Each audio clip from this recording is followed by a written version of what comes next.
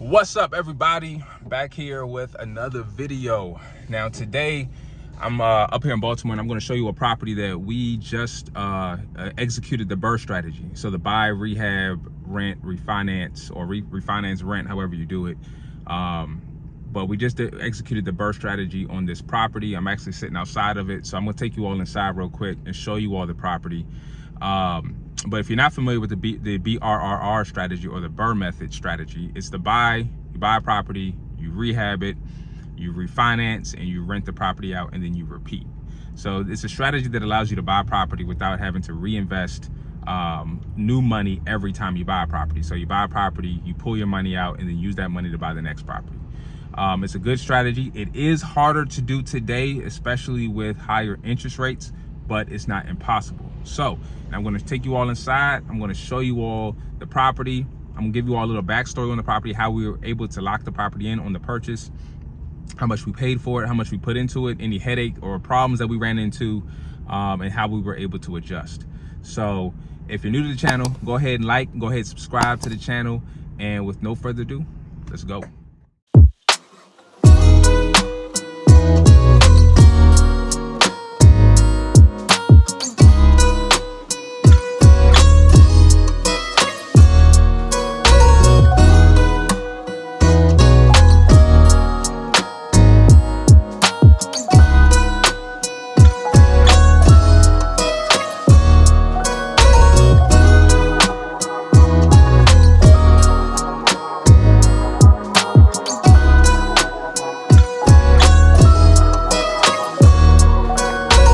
All right, guys, so inside the property, I just gave you all a quick snapshot of the living room. I'm in the living room right now, actually. So I'll give you all the 360 view. Now, I'll give you a little backstory on this property. We actually got this property under contract after marketing to a tax delinquent list. So the previous owner, he owed property taxes on this property. And he was on the tax lien list in the city. So we reached out to him, or he was one of the people we reached out to, and he wanted to sell. So he wanted to sell the property for 80 grand. We ended up buying it for 60,000. And this house is a 3-level house. 2 levels are finished. And it was a 3-bed, 1-bath house, or really 1.5-bath house. And we turned it into a 3-bed, 2-bath house. So we added a bathroom on the first level. I will show it to you real quick. It's actually down this hallway. So we were able to add value by adding a bathroom. Now, we paid $60,000 for the property. We ended up putting $75,000 into the property.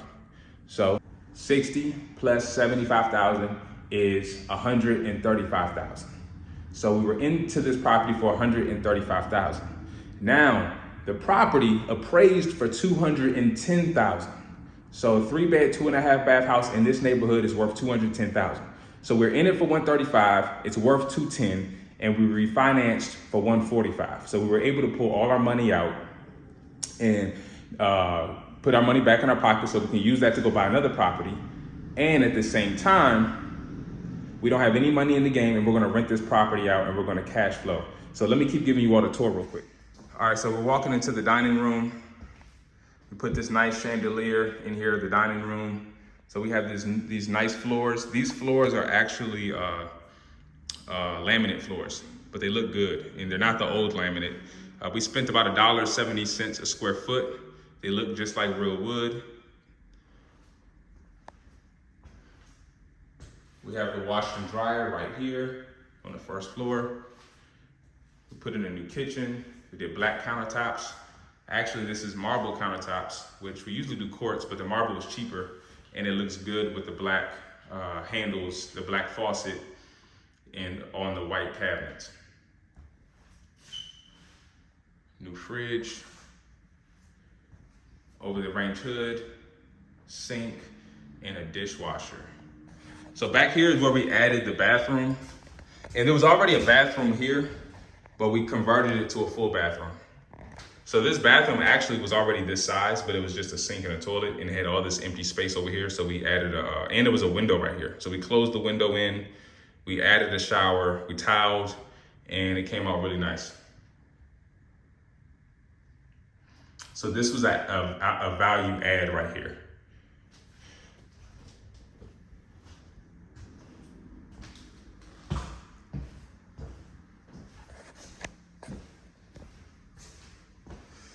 This door goes down to the basement. The basement's unfinished and we're gonna leave it unfinished. We don't need to finish this basement, and it really wasn't gonna be a value add. Most of these houses in the neighborhood have an unfinished basement, and it would have cost us an extra 40 grand to finish. All right, let me explain to you all some of the issues we ran into with this house. So the first issue we ran into was the tenant. So when we bought the property, there was a tenant in the property. So the tenant agreed to move out, but unfortunately the guy was elderly and he was deaf. So he wasn't moving at the speed that we wanted. So we ended up having to pay him to leave. So we gave him $1,000 and helped him move, which was, we didn't want to spend it, but it was $1,000 to get control of the property. So it was money well spent. The second issue we ran into was when we were doing demolition, my demolition crew removed the electric meter in the basement. Well, here's what happens when you demo and you remove the electric meter. BG&E, or your utility company, gets an alert that the meter has been removed, and they think you're stealing electricity, which technically you kind of are, because if they can't track it, then they don't know how to charge you. So they come out, and what they're gonna do is they're gonna cut your service line from the street. So that's what they did. So when we were doing demo the next day, unbeknownst to us, they came out, climbed up the electric pole, and cut the service to the house. That's what they did. So it took us 3 months to get the service line connected. And we had to learn how to go through BG&E and navigate through them in order to get your service turned back on. It was a nightmare, but that was something that we learned. Do not remove the service meter. And honestly, I don't even know why my demo crew would have removed it anyway, but they demoed the meter in the basement, and BG&E came out and they cut the service line. So remember, always keep your meter on your property. Even if you're replacing the meter, keep it on there until BG&E or your utility company comes out and replaces it. Never have your demo crew do it, because you'll be in a world of trouble. All right, y'all, we're gonna go upstairs. Let's go upstairs.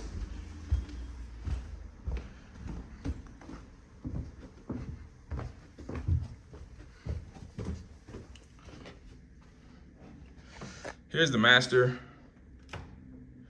We ended up doing recessed lights and added a black ceiling fan. We put in new window trim and new windows, fresh carpet, and this is a really big room. It may not look like it in the pictures, but this is a very large master bedroom.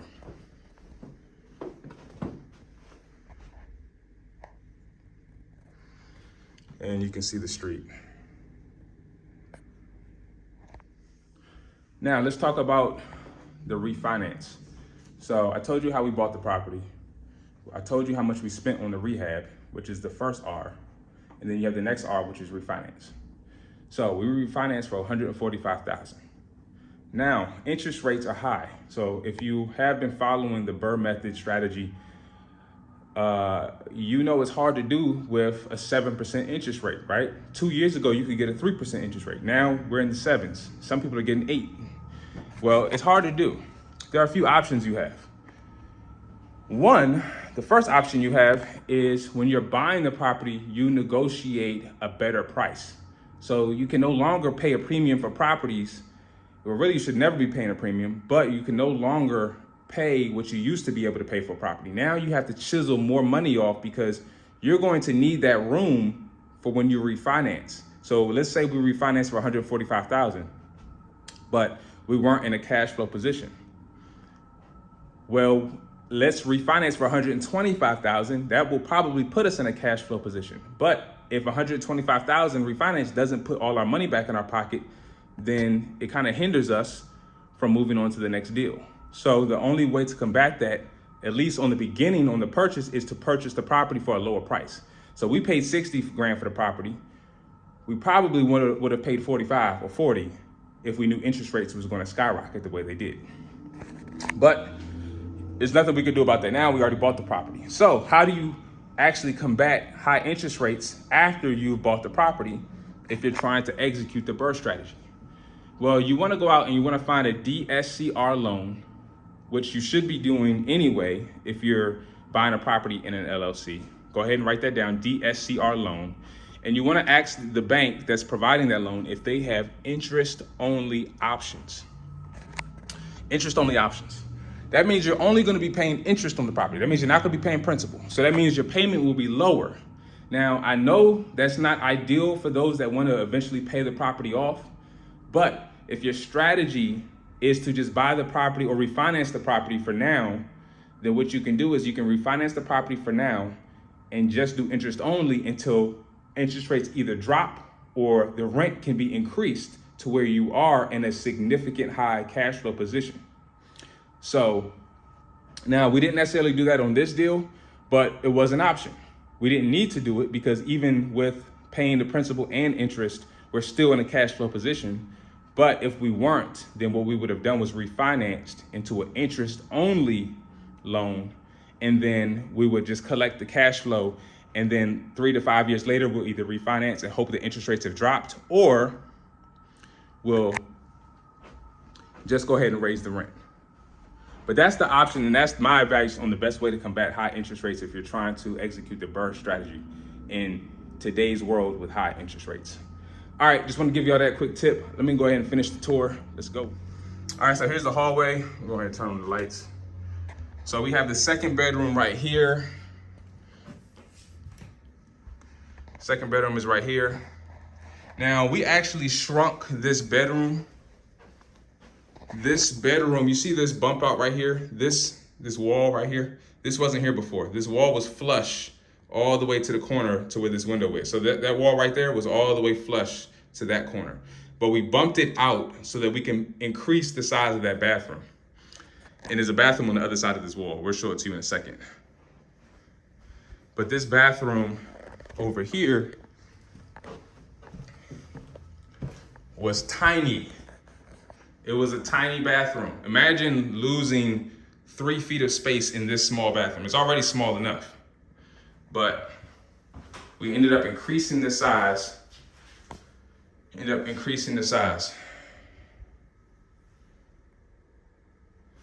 Yep.